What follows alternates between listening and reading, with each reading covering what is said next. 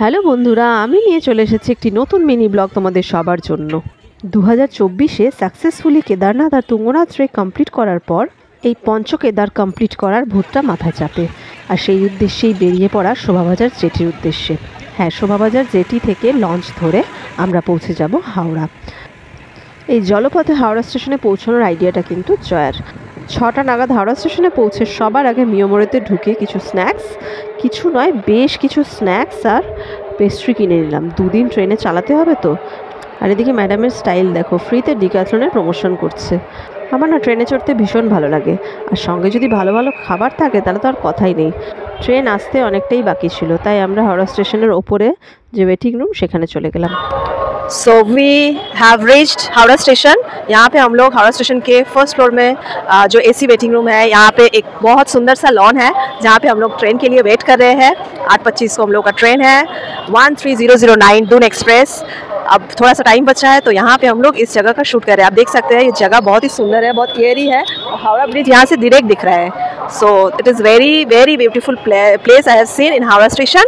And time spend के लिए थोड़ा अगर पहले पहुँच गए, ट्रेन थोड़ा टाइम है ट्रेन आने में, तो यहाँ पे आप वेट कर सकते हैं।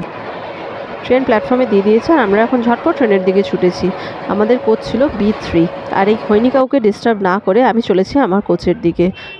এদিকে রেলওয়ে কোন জন্মের যে প্রতিশোধ নিচ্ছে তা জানি না। সিট দুটো দিয়েছে দেখো, এমন মানে সিট দুটো দেখলেই গা জ্বলে যাচ্ছে। আমাকে সাইড আপার আর জয়াকে আপার, মানে উইন্ডোর দূর দূর অবধি কোনো দেখা নেই। 2 দিন আমাদের এই টঙেই বসে থাকতে হবে। যাই হোক, সব কিছু তো আর চাইলেই পাওয়া যায় না, অগত্যা মেনেই নিতে হলো।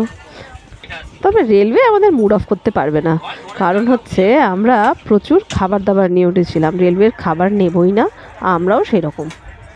ট্রেন চলা শুরু করতে না করতেই আমাদের খাবার ঝুলি খুলে গেছে। জয়া পেস্ট্রি আর আমি ক্রিম রোল দিয়ে স্টার্ট করলাম। তারপর তো আছে আমার হাতের বানানো আলুর পরোটা। রান্নাটা খুব একটা ভালো না পারলেও আলুর পরোটাটা কিন্তু আমি দারুণ বানাই। পরের দিন সকালে একজনকে রিকোয়েস্ট করে একটু জানলার ধারটা ধার করেছিলাম। খেয়ে আর ঘুমিয়ে 2 দিন যে ট্রেনে কিভাবে কাটিয়ে দিলাম কে জানে।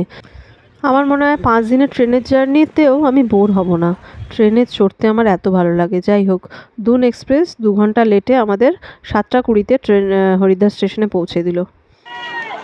गुड मॉर्निंग गाइस, हम हरिद्वार तो पहुंच चुके हैं और जनरली हम लोग लास्ट टाइम भी स्कूटी से ट्रैवल किए थे, तो इस बार भी स्कूटी बुक किया है। এই ব্লগটা এখানেই শেষ করছি, টাটা।